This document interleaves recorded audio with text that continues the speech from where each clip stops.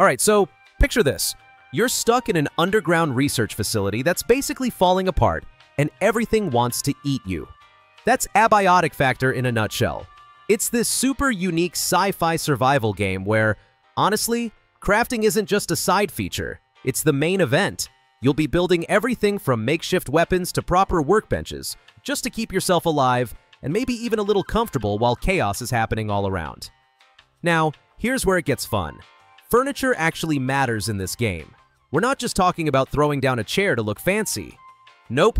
Some furniture and workbenches are key to survival, and a bunch of them even need to be plugged into power outlets to work.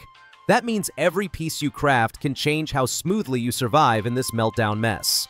So today, we're diving into the best furnitures to craft in Abiotic Factor, because surviving in style is the only way to do it. I'm quickly moving on to the video. Before we start, if you enjoy these types of list videos, don't forget to like the video and subscribe. Enjoy watching! One piece of furniture that might sound ridiculous at first, but is actually a real lifesaver in Abiotic Factor, is the makeshift toilet. Now, I know what you are thinking. Of all the things to spend time crafting, why would anyone bother with a bucket and some scraps? But here's the thing. The game actually has a survival mechanic that forces your character to relieve themselves. If you ignore it, your movement speed drops, and eventually, your character will just let it all out on the floor.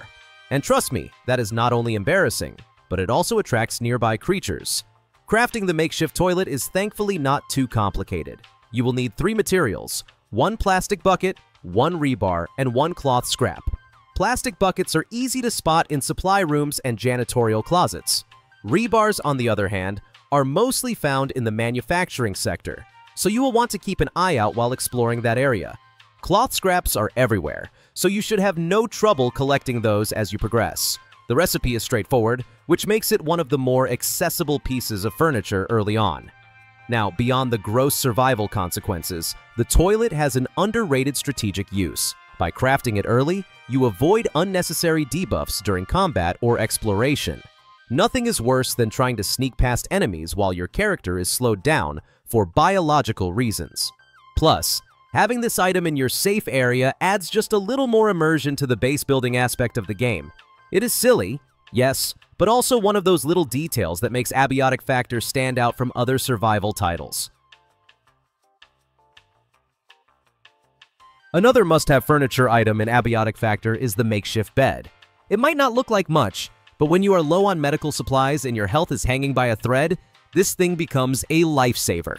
Rest is a big part of the survival loop in the game, and being able to recover hit points without burning through precious bandages or syringes makes the bed an essential part of any base setup. Crafting it is fairly simple too. You will need 6 cloth scraps, 4 wood planks, and 1 long office couch. Cloth scraps are everywhere. Wood planks can usually be pulled from broken furniture, and the long office couch is found in, you guessed it, office spaces. If you are exploring level 2, you will run into plenty of these materials, so it does not take long to gather what you need. What makes the makeshift bed even better is its portability. After building one, you can pack it up and move it anywhere you like. That means you can carry your recovery station into safer zones or close to resource-rich areas. Just make sure you are setting it up somewhere secure, because the last thing you want is to wake up from a nap surrounded by hungry creatures. The distribution pad is one of those pieces of furniture in Abiotic Factor that makes you wonder how you ever lived without it. When your backpack is overflowing with junk and crafting materials, this handy device automatically sends the extras into nearby storage containers. That means you can keep one of each item on hand and let the pad take care of the clutter. It is like having your own personal inventory manager, and in a game where every slot counts, that is a massive advantage. Of course, getting your hands on one is not as simple as throwing scraps together. You will need 1 memory brick, 2 coils, 4 energy bricks, and, here's the kicker, a raw Exor heart. That last part means you will need to take down an Exor and butcher it, which is not exactly a casual afternoon stroll. On top of that, crafting energy bricks can be time-consuming, and memory bricks rely on rare materials, so patience is key if you want to add this tech to your base. But once you finally craft the distribution pad, it pays off in a big way. Suddenly, Inventory headaches become a thing of the past, and you can focus on exploring, fighting, and building without constantly stopping to shuffle items around. It might not be flashy like a weapon or a turret, but in terms of quality of life upgrades, the distribution pad is easily one of the smartest investments you can make.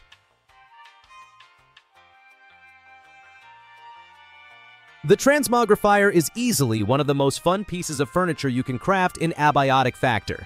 Instead of running around looking like a mismatched disaster in random gear, this device lets you change the appearance of your clothing or armor while keeping all the original stats. So if you want to rock a chef's hat that is just as tough as a metal helmet, you can. It is the perfect way to keep your character stylish without sacrificing survivability. The recipe for the transmogrifier is a little more demanding than some of the other furniture items. You will need 8 metal scraps, 8 reinforced wooden planks, 2 anomalies, and 1 power cell. The metal and wood are fairly straightforward to collect, but the rarer components are where the challenge comes in. Power cells are usually tucked away in the manufacturing sector, and anomalies require a test tube to capture, so you will want to be prepared before heading out on the hunt. Once crafted, the transmogrifier adds a whole new layer of customization to the game. It means you can finally focus on both function and fashion, which is something most survival games overlook. Plus, it makes multiplayer sessions way more entertaining when everyone shows up in bizarre outfits that still pack serious stats. It is not a tool you need to survive, but it is definitely one that makes surviving a lot more fun.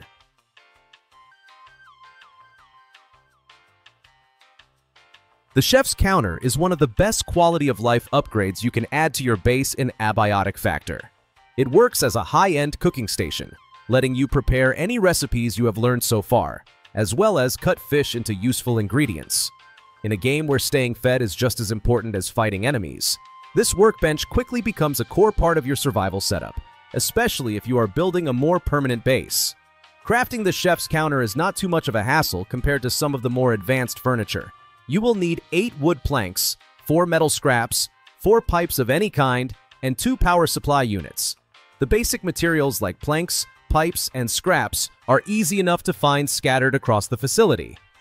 The tricky part is the power supply units, which you will need to salvage by breaking down computers. It is worth the effort though, because once you have this station, food prep becomes much smoother. What really makes the Chef's Counter shine is how it supports long-term survival. Instead of relying on scavenged snacks or hunting for raw ingredients every time you get hungry, you can cook up full meals that give you better sustenance and stat boosts. It makes your base feel more complete and also frees you from the constant worry of running out of food. In short, the Chef's Counter is not just another workbench. It is your ticket to eating well and thriving in the facility.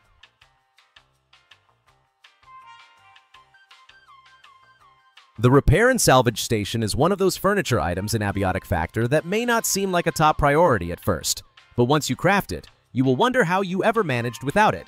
This station allows you to repair your worn-down weapons and armor, keeping them in top shape, or break down bigger items into useful materials. It is the ultimate time saver when it comes to managing both your gear and your crafting supplies. Building it requires 6 rolls of duct tape, 2 coils, 1 anvil, and 2 metal pipes. The duct tape, coils, and pipes are all fairly easy to scavenge throughout the facility, but the anvil is the rare component here. You are most likely to find it in the manufacturing sector, so be prepared to explore and haul it back. Since the station needs to be constructed near a regular crafting station in order to work, make sure your base layout has the right setup before you commit. The real benefit of the repair and salvage station is efficiency. Instead of tossing broken equipment or carrying around bulky items, you can recycle them into the parts you need, while also keeping your best gear battle-ready. It might not be as flashy as a cooking station or as fun as a transmogrifier, but in terms of long-term survival, this piece of furniture more than pays for itself.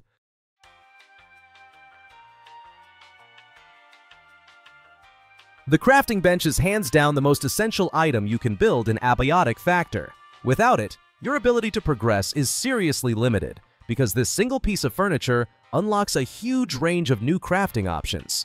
It does need to be placed near a power outlet to function, but once it is running, it becomes the heart of your base and the tool that ties everything else together. Building one is thankfully straightforward and does not require rare resources. All you need is 4 rolls of duct tape, 2 metal pipes, and 1 power supply unit. Duct tape and pipes are everywhere, so those are easy wins. The power supply unit takes a little more effort. You will need to salvage it by breaking down computers scattered across the facility. Since all of these materials are located in the early game zones, most players can get their crafting bench set up pretty quickly. What makes the crafting bench even better is its portability. Like all furniture in the game, it can be packed up and carried in your inventory, so you can bring it along as you move deeper into the facility. That flexibility means you are never locked into one base location and can always adapt your setup as you go. Put simply, the crafting bench is the backbone of survival in Abiotic Factor. Everything else you build ultimately starts here.